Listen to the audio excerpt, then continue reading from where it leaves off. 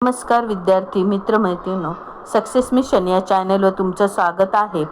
आज आपण जी काही नवीन सूचना आलेली आहे पवित्र पोर्टल मार्फत, तर त्याबद्दल थोडीशी माहिती घेऊया. तर पवित्र पोर्टल मार्फत तुम्हाला माहीत असेल किंवा ज्या विद्यार्थ्यांना माहीत नसेल त्यांना एक माहिती पडावी म्हणून मी हा व्हिडिओ बनवत आहे.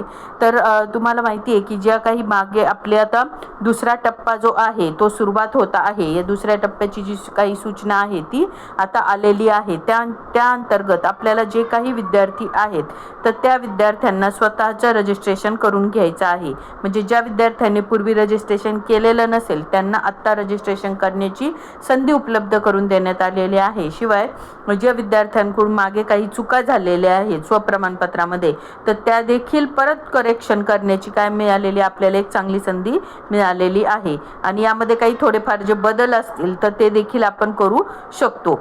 तर तुम्ही पाहू शकता की इथं ज्या काही सूचना ज्या आहेत या सर्व सूचना वर दिलेल्या आहेत पहा. तर या सगळ्या सूचना ज्या आहेत त्या तुम्ही, शिवाय ही जी सूचना आहे ही सुद्धा तुम्ही पवित्र पोर्टलच्या वेबसाईटवर जाऊन स्वतःसुद्धा डाउनलोड करून घेऊ शकता.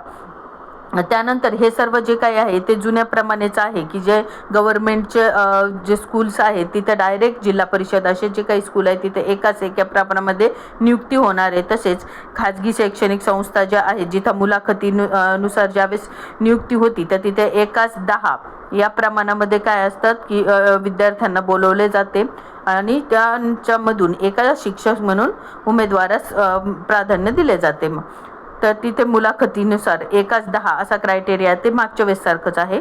परंतु आताचं जे काय आहे की मागे जसं रजिस्ट्रेशन करता येत नव्हतं तसं आता नाही आहे की आता यावेळेस संधी उपलब्ध झालेली आहे. आणि इथं विद्यार्थ्यांना रजिस्टर हिअर म्हणून एक बटन तिथे मिळणार आहे. तर ते क्लिक केल्यानंतर विद्यार्थी ज्यांनी अजून रजिस्ट्रेशन केलं नसेल ते रजिस्ट्रेशन करू शकतात. तसंच ज्या विद्यार्थ्यांना काहीतरी त्यांच्या फॉर्ममध्ये भरताना किंवा काही चुका झालेल्या असतील स्वप्रमाणपत्रामध्ये, तर त्यामध्ये सुद्धा ते काय करू शकतात, बदल करू शकतात. समजा जर एखादा विद्यार्थी स्वतःचा पासवर्ड विसरला असेल तर तो फॉरगॉट पासवर्ड करून नवीन स्वतःचा पासवर्ड काय करू शकतो, बनवू शकतो.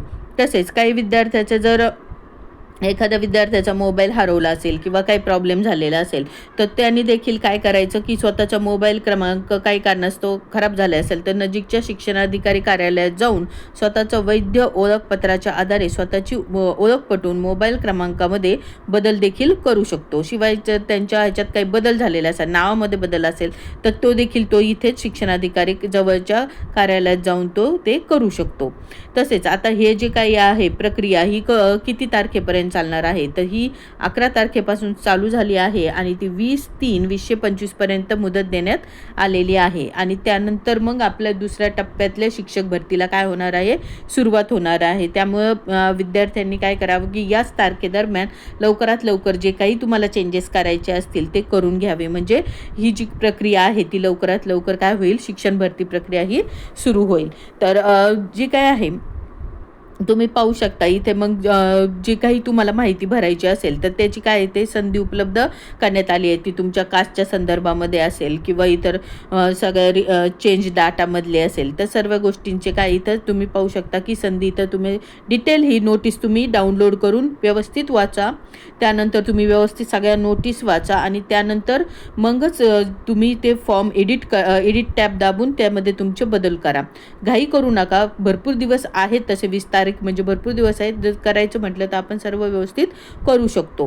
तर त्याप्रमाणे तुम्ही तुमचं जे काही आहे म्हणजे कास्टच्या मध्ये बदल असेल किंवा कोणत्या गोष्टीमध्ये जे बदल असतील तुमचे तर ते नीट या सूचनेप्रमाणे वाचा आणि त्यानुसार त्यामध्ये काय करा, बदल करा. किंवा मोबाईलच्या संदर्भात जे काय असेल ते नावाच्या संदर्भात असेल तर जे नजीकच्या शिक्षणाधिकारी कार्यालयात जाऊन त्यामध्ये बदल करून घेऊ शकता. तसेच इथं तुम्हाला अजून एक तुम्ही पाहू शकता की ज्या विद्यार्थ्यांचं समजा एम-एड असेल तर एम-एड विद्यार्थी जर असतील तर त्यांना देखील एम-एड उत्तीर्णतेची नोंद त्यांना करता येणार आहे. आता इथे काय केलेलं आहे, सुविधा तशी उपलब्ध करून देण्यात आलेली आहे. तसेच टेट 22मध्ये जे विद्यार्थी समजा पास झालेले असतील त्यांना देखील स्वतःच्या या प्रक्रियेमध्ये पहिलं बदल करता येत नव्हता परंतु आता ती काय झालं की संधी उपलब्ध झालेली आहे. त्यामुळे आपलं समजा जर 22मध्ये कुणी टेट पास झाले असतील तर ते काय करू शकतात की स्वतःचे पास झालेले असेल, क्वालिफाईड झाले असतील आता, तर ते त्यामध्ये बदल करून स्वतःचं तिथे टाकू शकतं की आम्ही टेट क्वालिफाईड झालेलो आहोत. टेट किंवा CTET म्हणजे कोणतंही एक, टेट किंवा CTET जर तुम्ही पास झाले असेल तर त्याप्रमाणे तुम्ही ते करून स्वतःचा बदल करून परत तुमचं सर्टिफिकेट जे आहे ते स्वप्रमाणपत्र काय करू, सेल्फ सर्टिफाईड करू शकता. आणि हे काय करायचं की हे स्वतः करा, दुसऱ्यांवर अवलंबून राहू नका. आणि करताना समजा तुम्हाला नसेल कॉम्प्युटरचं नॉलेज तर तुम्ही दुसऱ्यांकडून जर करून घेत असाल तरी तुम्ही स्वतः बसून व्यवस्थित चेक करा. कारण एकदा केल्यानंतर आता परत संधी उपलब्ध होईल का नाही होईल हे आपल्याला माहीत नाही आहे. त्यामुळं जे काही कराल ते शांततेत करा आणि व्यवस्थित बसून स्वतः करा. एवढंच तुमच्याबरोबर ही माहिती, महत्त्वपूर्ण माहिती शेअर करायची होती. व्हिडिओ तुम्ही जर सर्वांनी पूर्ण पाहिला असेल तर तुमच्या सर्वांचे धन्यवाद.